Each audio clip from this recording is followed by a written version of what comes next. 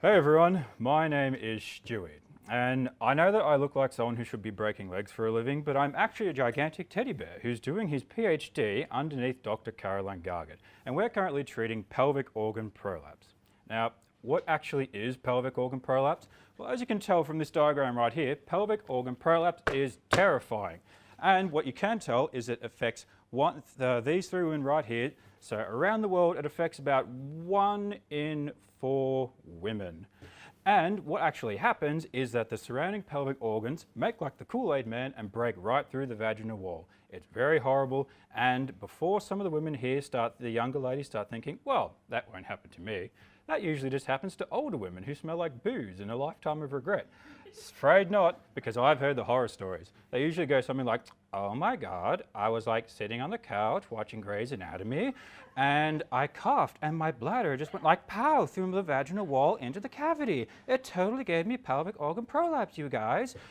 So I'm afraid it happens to you too. But don't worry, because every one of you has your salvation right within your abdomen.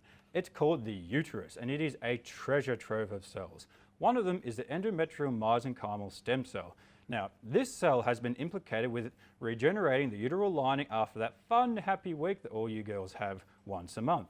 And what our group plans to do is to take that cells, put it onto a mesh and implant it within the wall of the vagina. That way it'll alleviate the herniation and rehabilitate the tissue with the power of science.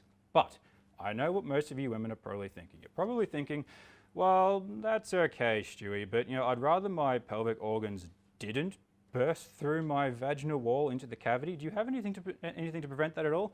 Well, I hear you, because an ounce of prevention is worth a pound of cure. And what we've planned to do is to actually address this problem, because we know that most of the damage done to the vaginal wall occurs during the first childbirth. So what we plan on doing is taking those cells, putting with a hydrogel and just smothering them around within the vaginal cavity to prevent most of the damage from happening, or to repair most of the damage, and to prevent POP from even happening in the first place. That way, you will all fix yourself with the power of science.